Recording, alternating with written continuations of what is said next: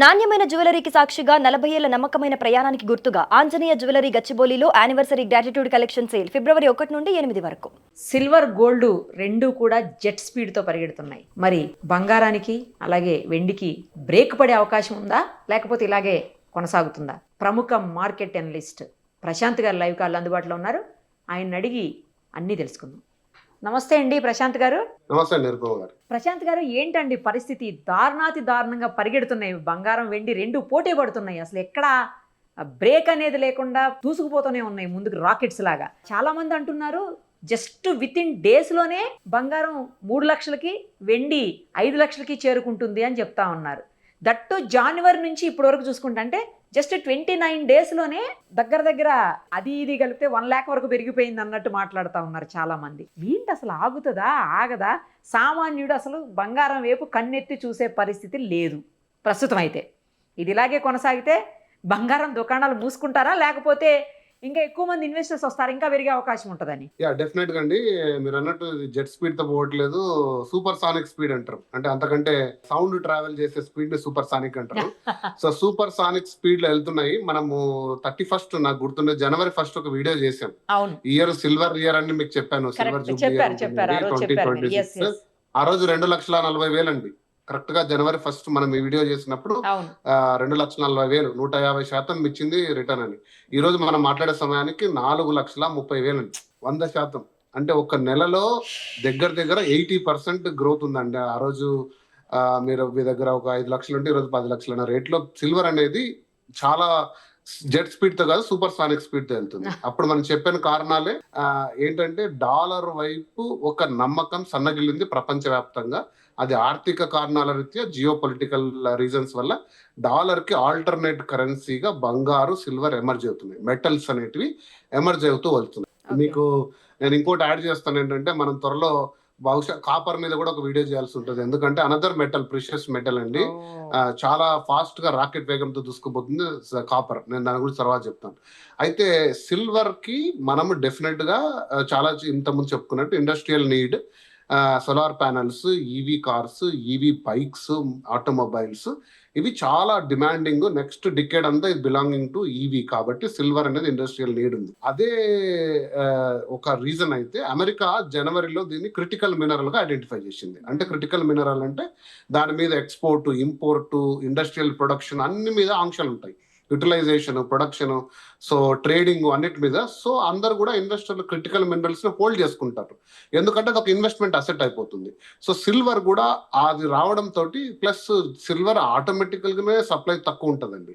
ఒకసారిగా డిమాండ్ 100 రెట్లు 1000 రెట్లు పెరిగిపోతే ఓన్లీ రీసైకిల్డ్ సిల్వరే దొరుకుతుంది. రీసైకిల్డ్ సిల్వర్కి మనం ఎంత అడిగితే అంత రేటు. ఓకే, మీకు కావాలండి కిలో, మీరు తీసుకుంటే తీసుకుని, లేకపోతే లేదు 4,50,000 అంటున్నారు.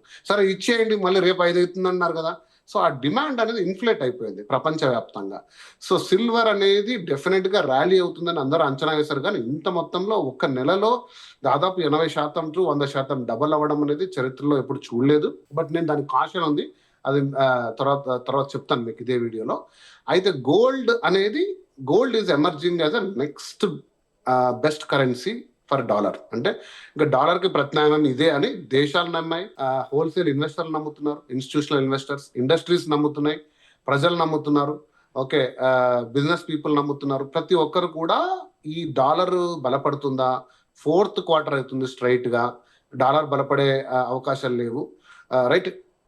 అందరు కన్ఫ్యూజ్ అవుతున్నారు, డాలర్ బలపడుతుంది అనుకుంటున్నారు. మన రూపాయి క్షీణిస్తుందండి. ఓకే, మన రూపాయి వాల్యూ అనేది డాలర్ తో పోలిస్తే తగ్గుతుంది, కానీ ప్రపంచంలో ఉండే కరెన్సీలో డాలర్ ఏం ముందుకు పోవట్లేదు.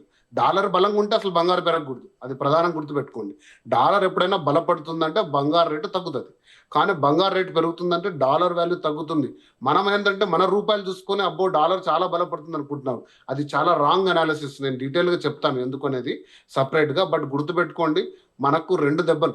ఒకటి ఏంటంటే అంతర్జాతీయంగా డాలర్ పడిపోయి ఏమంటారు బంగారు ధర పెరగడము, మన డాలర్కి వచ్చే ఎక్స్చేంజ్ వాల్యూ పెరగడం వల్ల మనం బంగారు రూపాయి పెట్టాల్సింది ప్రపంచం రూపాయి పెట్టుకుంటే మనం రూపాయి 10 పైసలు పెట్టుకోవాల్సి వస్తుంది. ఎందుకంటే అది మనకు ఉండే రూపాయి వాల్యూ క్షీణత. సో ఒక ఔన్స్ ధర ఇంటర్నేషనల్ గా 2026కి డిసెంబర్కి $5,000 టార్గెట్ పెట్టుకున్న గోల్డ్ మ్యాన్ సాక్స్ కేవలం ఒక నెలలోనే బీట్ చేసేసింది. ఔన్స్ 28.5 గ్రాముల అంతర్జాతీయ బంగారు ధర ఈరోజు $5,100 చేరుకైంది. సో కాబట్టి బంగారు ర్యాలీ అయిపోతుంది, ఆల్టర్నేట్ కరెన్సీగా ఎమర్జ్ అవుతుంది. సో ఖచ్చితంగా బంగారుకునే ఒక గొప్పతనం ఏంటంటే అది పడిపోయే సాధనం కాదు, చాలా లార్జ్ మార్కెట్ క్యాప్.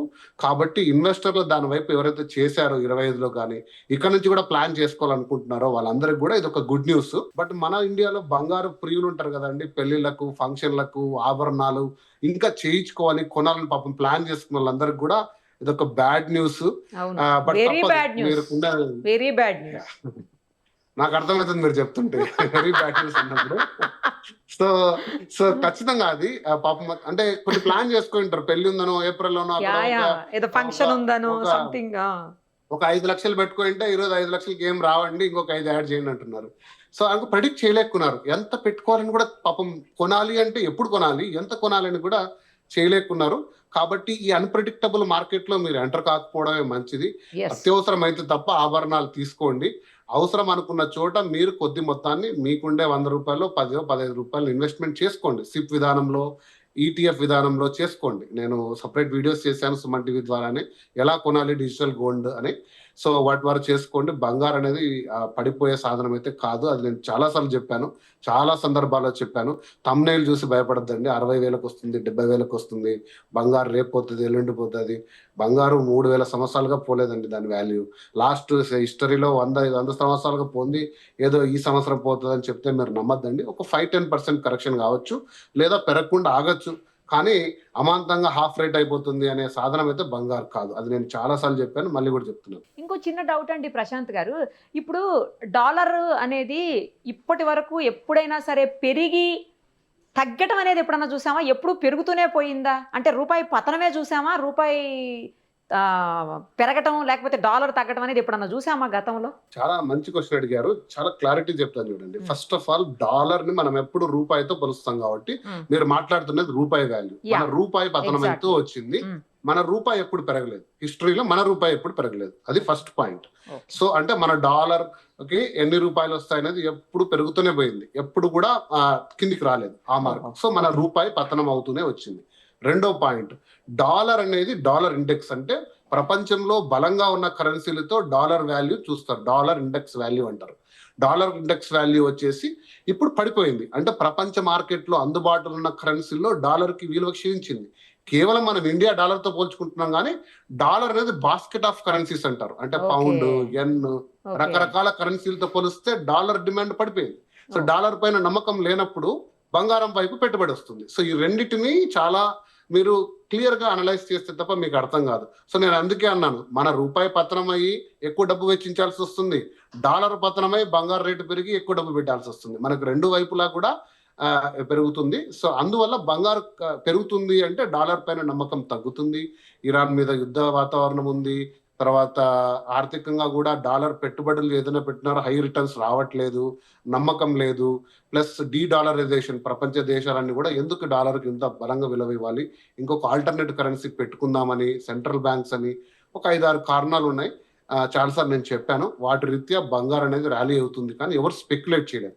ఈ ప్రైస్ అయితే ఏ అనలిస్ట్ అని లేదు, ఏ సంస్థ, గోల్డ్మెన్ సాక్స్ లాంటి సంస్థ కూడా ప్రెడిక్ట్ చేయలేదు, ఎవరు ప్రెడిక్ట్ చేయలేదు. ఇది ఒక అబ్నార్మల్ ఫినామినా అనేది, ఇది ఎలా ర్యాలీ అవుతుంది, ఎలా ఎంత దూరం పోతుంది అనేది కూడా స్పెక్యులేట్ చేసే టైం కాదు, కానీ బంగారు అనేది షైన్ అవుతూనే ఉంటుంది అనేది నా అంచనా. ఇంకొక విషయం అండి, ఇప్పుడు చాలా మంది, నేను ఫస్ట్ కూడా అడిగాను మిమ్మల్ని అదే క్వశ్చన్, మళ్ళీ అదే క్వశ్చన్ రిపీట్ చేస్తున్నా. త్వరలోనే అంటే విత్ ఇన్ డేస్లోనే బంగారం 3 లక్షలకి, వెండి 5 లక్షలకి చేరుకుంటుంది అని అంటున్నారు. నిజమా? అలాంటి సూచనలు ఏమన్నా కనిపిస్తున్నాయా మీకు మార్కెట్ ఎనలిస్ట్గా? ఒక రోజులో 10,000 పెరగడం అనేది నేను కూడా హిస్టరీలో ఎప్పుడు చూడలేదండి. బంగారు అలా ఆ స్పీడ్ లో వెళ్తే మీరు అన్నట్టు జెట్ స్పీడ్ 3 లక్షలు చేరొచ్చు, కానీ అంత market cap, wide market cap ఉన్న బంగారు అంత ర్యాపిడ్ గా గ్రో కాదు. కానీ రెండో విషయం, సిల్వర్ అయితే నేను చెప్పగలనండి. సిల్వర్ 240,000 అంటే 2,40,000 సిల్వర్ జనవరి 1కి, ఈరోజు 4,30,000 అనుకుంటాను, ఈరోజు నేను మార్నింగ్ కనుక్కున్నప్పుడు. సిల్వర్ అయితే చాలా స్పీడ్ లో వెళ్తుందండి. బట్ సిల్వర్ అనేది, నేను మళ్ళొకసారి చెప్తున్నాను, very cautious. Silver is very volatile. బంగారానికి ఇంత మార్కెట్ ఉంటే సిల్వర్కి ఇంతే ఉంది మార్కెట్, చాలా చిన్న మార్కెట్. సో అది ఇండస్ట్రియల్ డిమాండ్ మీదనే పెరుగుతుంది. ఎప్పుడైనా సిల్వర్ కరెక్షన్ కి వచ్చింది అనుకోండి అమాంతం పడుతుంది, 50% పడిన ఆసక్తి పడుతుంది. ఓకే. ఆ సిల్వర్ మార్కెట్ క్యాప్ చాలా చిన్నదండి. అంటే 100% ఇన్వెస్టర్లు బంగారాన్ని హోల్డ్ చేసుకున్నారు అనుకోండి, ఇంతనే హోల్డ్ చేసుకుంటారు సిల్వర్. ఎందుకంటే మీకు ఒక $1 బిలియన్ దాచుకోవాలనుకోండి, ఇంత రూమ్ లో గోల్డ్ పెట్టుకుంటే సరిపోతుంది. సిల్వర్ పెట్టాలంటే మీరు ఒక పెద్ద పెద్ద అపార్ట్మెంట్, ఎందుకంటే దానికి 100 టైమ్స్ ఉంటుంది కదండి వాల్యుయేషన్. కాబట్టి ఇప్పుడు అమెరికా క్రిటికల్ మినరల్ గా ఐడెంటిఫై చేసింది సిల్వర్ ని, కాబట్టి ఇన్వెస్టర్లు తీసుకొని అమాంతంగా దాచుకుంటున్నారు. ఒకసారిగా డిమాండ్ వచ్చేసింది ఈవీ వెహికల్స్ కి, బయట సప్లై లేదు. ఇవన్నీ కారణాల రీత్యా సిల్వర్ పెరుగుతుంది. బట్ మనకు టైం బాలేక వరల్డ్ వైడ్ రిసెషన్ వచ్చింది, కార్ల మ్యానుఫ్యాక్చరింగ్ తగ్గిపోయింది, సోలార్ అనేది ఒకసారి పడిపోయింది, ఎవరు సిల్వర్ కోరుకోవట్లేదు. ఆటోమేటికల్ గా ప్రైస్ తగ్గిపోతుందండి. మార్కెట్ చాలా చిన్న కరెక్షన్ వచ్చినా కూడా వాల్యూ చాలా ఫాస్ట్ గా పడుతుంది. బట్ గోల్డ్ 200 దేశాల్లో అన్ని దేశాలు పెట్టుకుంటాయి, అందరూ వాడతారు, దాని మార్కెట్ సైజ్ చాలా పెద్దది. Okay, so but silver historical గా 50% పడిన సందర్భాలు ఉన్నాయి. గోల్డ్ అలా అప్పుడు హిస్టారికల్ గా లేదు. కాబట్టి ఎగ్జిక్యూట్ కాషన్ అని చాలాసార్లు చెప్పాను. మీరు లాస్ట్ 1 year ని చూసుకొని ఎంత పడితే అంత మీకుండే డబ్బులన్నీ తీసుకొచ్చి, అప్పులు తీసుకొచ్చి సిల్వర్ తీసుకొని పడిపోతే అంటే అదేం సార్ మీరు ఆ రోజు ఇదే చెప్పారు, నేను తీసుకోండి రోజు డబుల్ అవుతుందంటే, మరి that is how it is, దాని నేచర్ అది. ఓకే, ఎంత ఫాస్ట్ గా వేడెక్కుతుందో అల్యూమినియం అని తెలుసలేదా మీకు, చాలా ఫాస్ట్ గా హీట్ ఎక్కుతుంది, చాలా ఫాస్ట్ గా కూల్ అవుతుంది. అలా హైలీ వొలటైల్ అండి సిల్వర్. కాబట్టి కాషియస్. బట్ ఒక 5 years హోల్డ్ చేసుకుంటారా, 4 years హోల్డ్ చేసుకుంటారా, బ్రహ్మాండం కొనుక్కోండి. మీకు ఎటువంటి పరిస్థితుల్లో అంత లాంగ్ రన్ లో అయితే సిల్వర్ ఖచ్చితంగా మంచి రిటర్న్ ఇస్తుంది. సి అండి. ఇప్పుడు ఇంకొక నాకు తెలిసి 1-2 days లోనే మళ్ళీ వీడియో చేయాల్సి వస్తుందేమో, గోల్డ్ పెరిగింది సిల్వర్ పెరిగిందని మళ్ళీ. అంటే డెఫినెట్ గా పరిస్థితులు పెరుగుతున్న కారణాలు మారవండి. కాకపోతే మనం ఏం చేయాలి, టైం టు టైం మనం ఏం ఆలోచించుకోవాలి, మనం ఎలా ఉండాలి. ఈ న్యూస్ ని కన్జంప్షన్ చేసుకునేది అవేర్నెస్ చాలా ఇంపార్టెంట్. మనం ఏదైనా ఒక వస్తువు కొంటున్నామా, ₹1 పెడుతున్నామా అంటే మీరు నేను చర్చించిన సందర్భాల్లో అరే ఇది కారణాలు తెలుసుకోవాలి. కానీ ఏదో మనం లాటరీ టికెట్ లాగా అది కొనుక్కున్నాం ఇంకా చూసుకుంటా ఉందాం అనేది అయితే ఒక రకమైన అవేర్నెస్ ఉంది. కాబట్టి ఆ డేటా తీసుకొని మీరు అంచనా వేసుకోవచ్చు మీ పరిస్థితుల దృష్ట్యా, అంతే. రైట్ అండి, పర్ఫెక్ట్. థ్యాంక్ యూ అండి, థ్యాంక్ యూ సో మచ్. తొందరలోనే మళ్ళీ కాంటాక్ట్ చేస్తాను. Thank you.